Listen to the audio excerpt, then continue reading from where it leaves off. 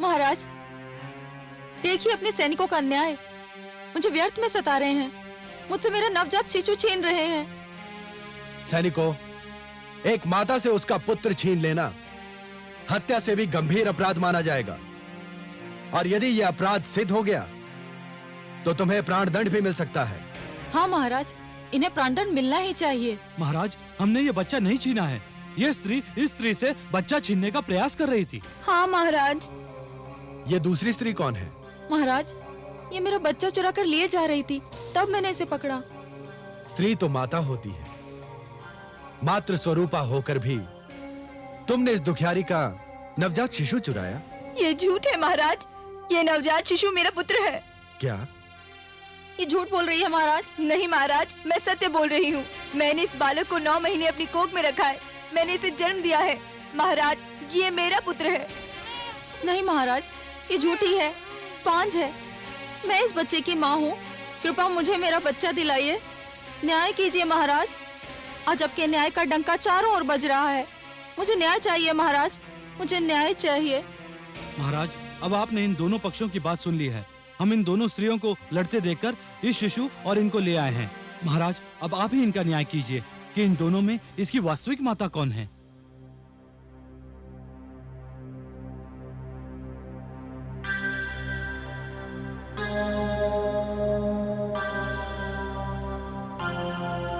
मौन क्यों धारण कर लिया महाराज?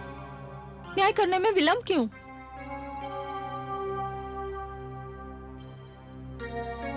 न्याय होगा कल यहीं इसी सभागार में। यह शिशु अपनी वास्तविक माता की गोद में होगा। तब तक इन दोनों देवियों को महिला संरक्षण गृह में रखा जाए और इस शिशु को राजमाता कयाधु के निरीक्षण में दे दिया जाए।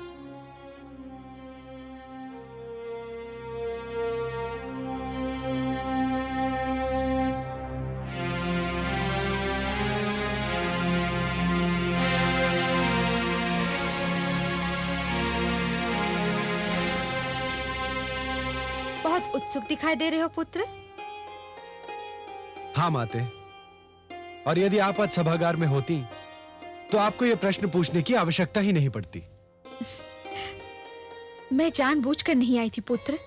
आप सत्य कहती हैं माताश्री, और आज वास्तव में मेरे लिए एक कड़ी परीक्षा का दिन है, और इस परीक्षा के लिए मुझे आपके परामर्श की, आपकी सहायता की आवश्यकता है। इस संकट को बिना आपकी सहायता के मैं पार नहीं कर सकता माते। ऐसा कौन सा संकट खड़ा हो गया है पुत्र? उस संकट का एक छोटा संकेत मैं आपकी सेवा में पहले ही भेज चुका हूं माते। राजमाता, ये शिशु तो चुप होने का नाम ही नहीं ले रहा है। जब से आया है निरंतर रोए जा रहा है। यही तो है मेरा संकट माते, यही है मेरी परीक्षा। क्या समस्या है पुत्र? समस्या यह है माते कि इस शिशु के साथ 2 स्त्रियां आई हैं, और प्रत्येक का कहना है कि वही इसकी माता है। अब ये शिशु स्वयं तो बता नहीं सकता कि इसकी माता कौन है, और मैं भी यह निर्णय लेने में असमर्थ हूं कि उन दोनों में से कौन सच बोल रही है और कौन झूठ। यह तो बहुत सरल निर्णय है पुत्र। शिशु की भूख वास्तविकता का निर्णय कर देगी। इस शिशु को दोनों स्त्रियों के पास भेज दो। जो इसको अपना दूध पिलाकर शांत कर देगी, वही उसकी माता हो। आपका परामर्श बहुत उत्तम है माते, परंतु जब आपने ही यह परामर्श दिया है तो मेरी विनती है कि शिशु को उन दोनों स्त्रियों के पास भी आप ही ले जाएं और देखें कि उन दोनों में से कौन इसे दूध पिलाती है। फिर तो यह निर्णय आप स्वयं कर देंगी कि शिशु की माता कौन है। असुर लोक सम्राट की यही सहायता करके मुझे प्रसन्नता होगी।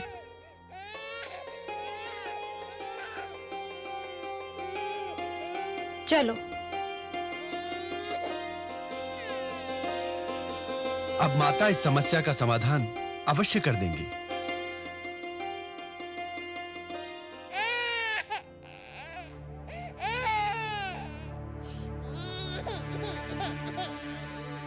क्या हुआ? क्या हुआ?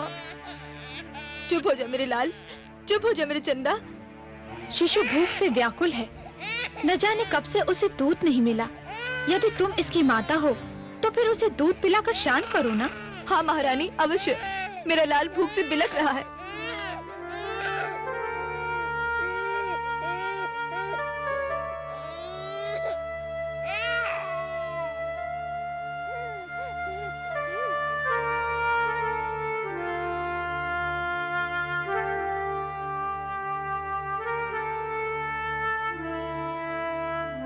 हो ना हो, शिशु की माता यही है।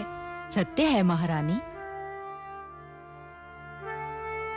क्यों महारानी, ऐसा किस आधार पर कह रही हैं आप? देख नहीं रही हो, भूखा शिशु कितने प्यार से इसका दूध पी रहा है। क्या यह इसका प्रमाण नहीं कि यही इसकी माता है? ये तो अन्याय है महारानी। क्यों? आपने स्वयं देखा कि बालक भूख से बिलख रहा था। यदि इस अवस्था में कोई भी स्त्री उसे दूध पिलाती तो वह पीने लगता।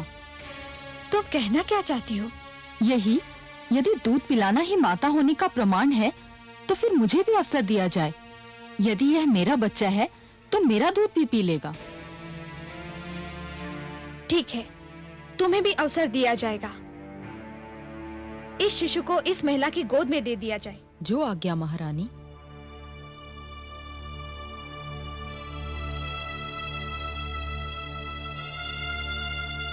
लाओ, शिशु मुझे दे दो।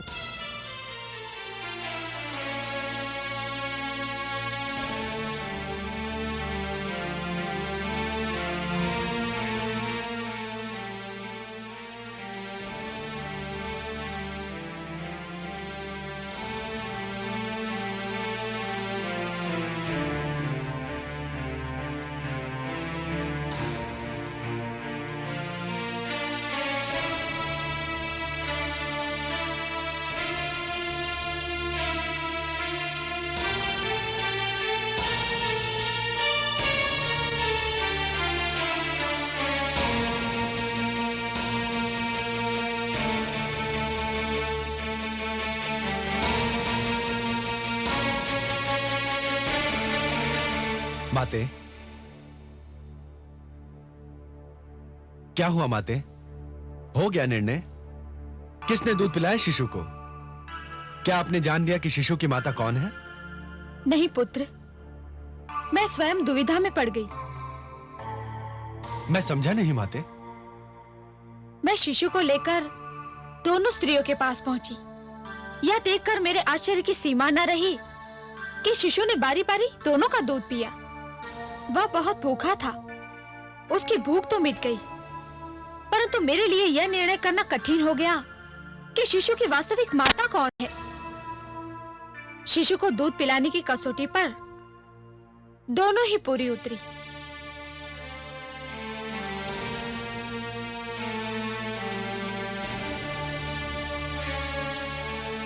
यदि मेरे विष्णु मेरी परीक्षा इसी प्रकार लेना चाहते हैं तो यही सही। तो तुम दोनों अब भी यही कहती हो कि तुम ही इस शिशु की माता हो और दूसरी झूठी है। मैं इस स्त्री के विषय में नहीं जानती, पर यह शिशु मेरा पुत्र है। यह स्त्री झूठी है। और तुम क्या कहती हो? महाराज, ये दुर्भाग्य है कि एक माता को अपना मातृत्व सिद्ध करना पड़े, पर मैंने इस शिशु को जन्म दिया है। महाराज, मेरी समझ में नहीं आ रहा कि निर्णय करने में देर क्यों हो रही है। राजमाता स्वयं देख चुकी हैं कि शिशु ने मेरा दूध पिया था। अब और अधिक प्रमाण की क्या आवश्यकता है? स्त्री, शिशु ने दूध इसका भी पिया था। आप स्वयं माता है महारानी। आप तो जानती हैं कि भूख में शिशु की क्या दशा होती है। शिशु न जाने कब से भूखा था, इसलिए हम दोनों का दूध पी गया। सभी सभासद ध्यान दें। इस विवाद का अंत अब हो ही जाना चाहिए। न्याय में विलंब अन्याय होता है। इस विवाद को हर ढंग से जांचने के उपरांत मैं इस निष्कर्ष पर पहुंचा हूं कि यह निर्णय करना कठिन ही नहीं, असंभव है कि इन दो नारियों में इस शिशु की वास्तविक माता कौन है और यह शिशु किसको दिया जाए? अब केवल एक ही उपाय रह गया है। सेनापति, आज्ञा सुलोक सम्राट। वधिक को बुलाया जाए।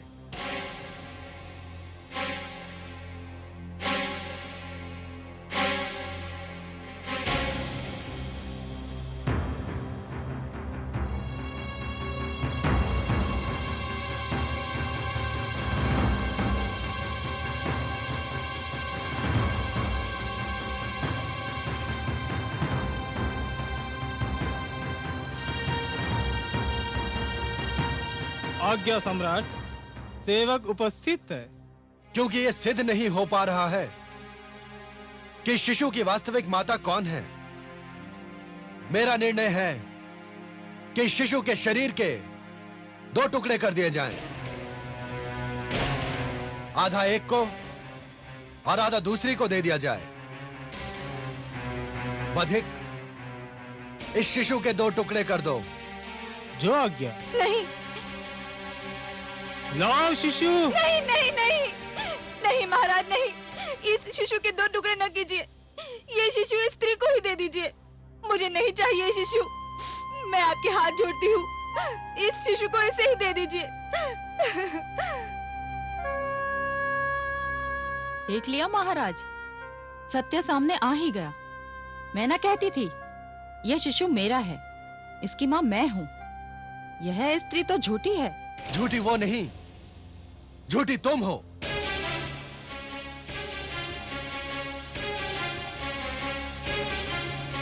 ये आप क्या कह रहे हैं? अब तो सिद्ध भी हो गया है। हाँ, सिद्ध हो गया।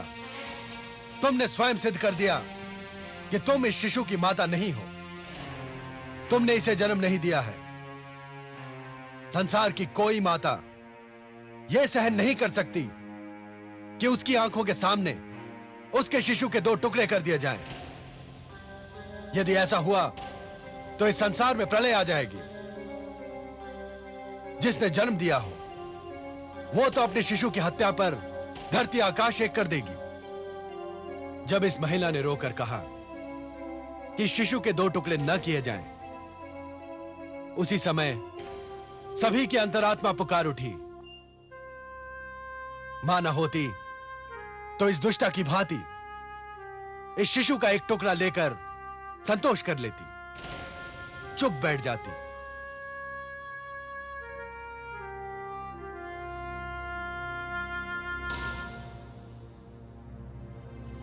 मेरा निर्णय यह है कि इस शिशु को इसकी वास्तविक माता को दे दिया जाए।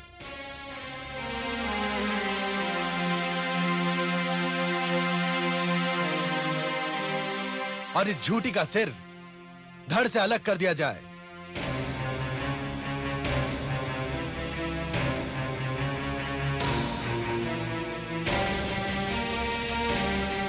वधिक, हमारी आज्ञा का पालन हो। जो आज्ञा महाराज।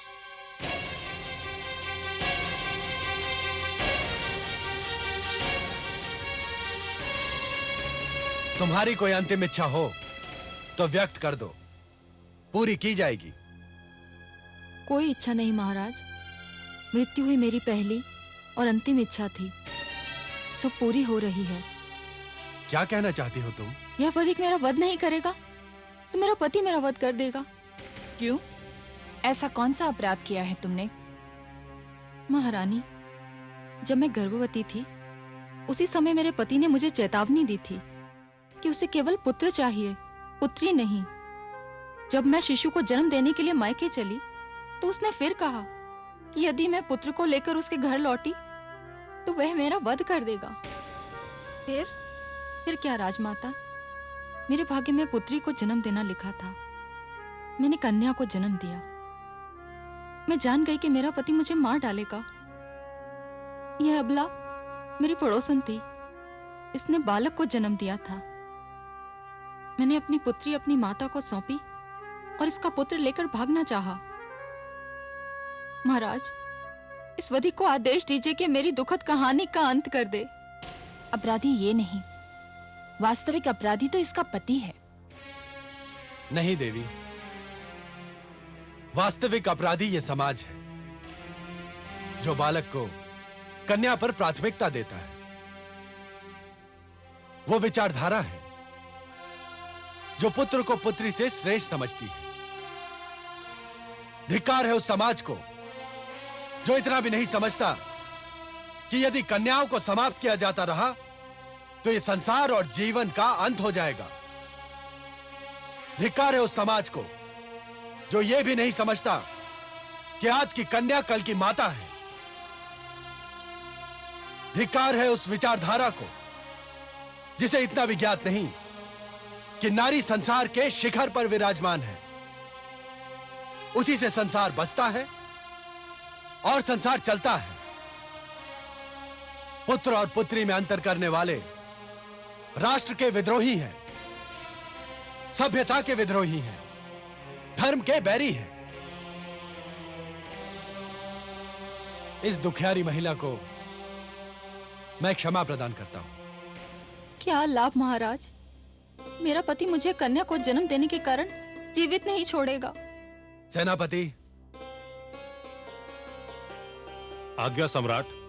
इस नारी को इसकी पुत्री सहित इसके पति के घर पहुंचाया जाए और इसके पति को हमारी ओर से चेतावनी दी जाए कि यदि उसने अपनी पत्नी या पुत्री को तनिक भी कष्ट पहुंचाया तो उसे बहुत कठोर दंड दिया जाएगा।